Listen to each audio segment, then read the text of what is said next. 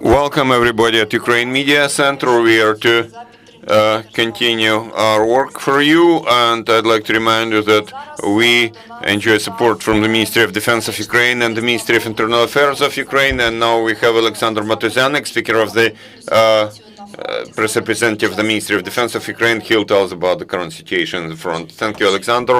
Welcome everybody. I'd like to share with you information about Russian invasion as of noon today, March 21, 2022. So this has been the 26th day of heroic resistance of the Ukrainian people, Ukrainian nation against the Russian military invasion. Most of the tasks that the invading forces and their commanders had to implement have not been implemented. Because effective resistance of the armed forces of Ukraine, jointly with civil society, Ukraine continues to defend the united Europe. Taking into account the significant lack of human resources, the enemy is forced to bring reserves to the borders of Ukraine from central and far east military districts to carry out hidden mobilization and look for support for their few allies. Also, the invaders continue engaging in combat action. The military personnel from support and logistics military units. This means a critical situation in the invading forces. In Volyn, Police and Siversk directions, the enemy has tried to establish engineering fortifications of their positions and to restore logistical support for their troops. The enemy continues to destroy infrastructure in occupied cities, to make bomb and rocket strikes against innocent civilian headquarters in Ukrainian villages and towns, to kidnap and take hostages innocent civilians. In some areas, the enemy has been concentrated troops and forces to renew the offensive operations. Now I'll tell you in more detail about the situation in key areas. Near Chernihiv, there has been no offensive action by the enemy. Instead, they continued shelling the positions of the military units of the armed forces of Ukraine, as well as densely populated parts of the city.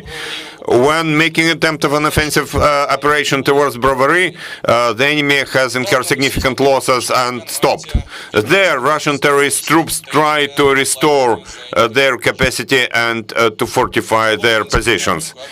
In Slobozhansky direction, there has been no offensive operation by the enemy. Instead, they continue their attempts to siege Sumy and Kharkiv. Also, they have been firing over the defense lines and civilian infrastructure of the city of Chuguyev. Invaders continue to make efforts to establish control over the city of Izium.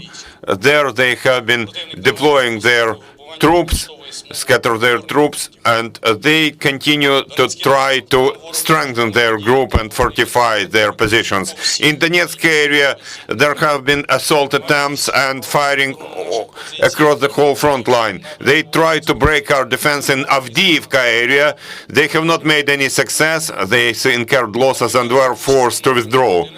In southern Bug area, the enemy tries to keep previously captured positions, trying to restore their capacity and to replenish their logistical inventory. According to the main intelligence directorate of the Ministry of Defense of Ukraine, the invaders increased the upper age for people to be mobilized in certain areas of Donetsk and Luhansk provinces to 65 areas. They continue so-called mobilization in temporarily occupied territories. In particular, there has been the next stage in Donetsk province, and to increase the number of personnel, they increased the age from 55 to 65 years. In the occupied territories of Luhansk province, the local TV channels, propaganda channels have been used to announce mobilization of local population, local people, and students have been actively engaged. In particular, all students of Luhansk Railway College have been officially called to their educational institution for so-called registration. And those who have been 18 years old already get personal calls from the director of that college. The same situation is there in Luhansk Medical University. There they declared that students should arrive, senior year students should arrive for mandatory registration. The First Army Corps of Occupational Corps morals are very low. They have old gear, for example, their gear is of 94-year-old models. Protective helmets are of 1971 year. Also, there have been rumors and panic spreading among invaders because of the huge losses of their personnel.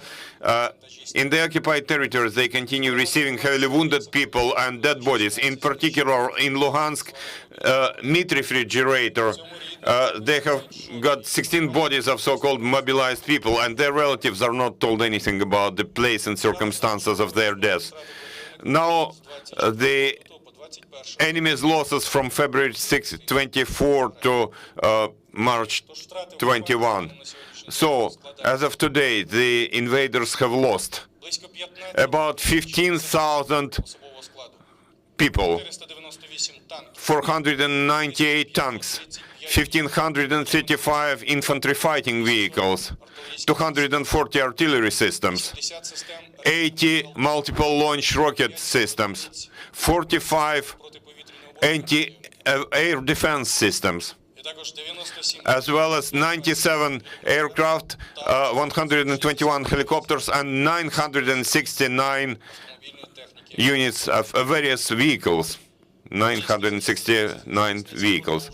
Ukrainian defenders continue resisting against the enemy, showing heroism and bravery. We will win together. Glory to Ukraine. Thank you. Thank you, Oleksandr. Are there any questions? You're welcome.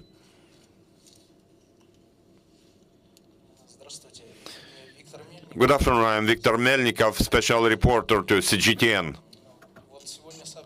Today, we have received information that there will be an extended curfew until the morning of the 23rd of March. I understand that you cannot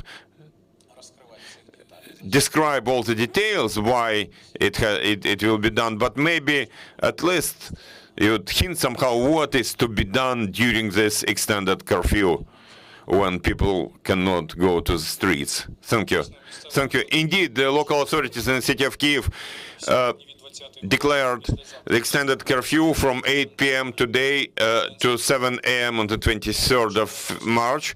So we ask everybody to stay home and not to leave home without any urgent need. At the same time, as Kyiv authorities say, the infrastructural facilities, shops and pharmacies will not work. The only people who can move across move in the city are those with special passes. The same applies to mass media.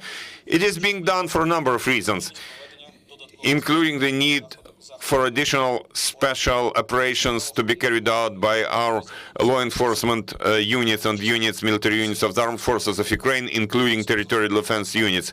We ask you for understanding in this situation, and please stay home.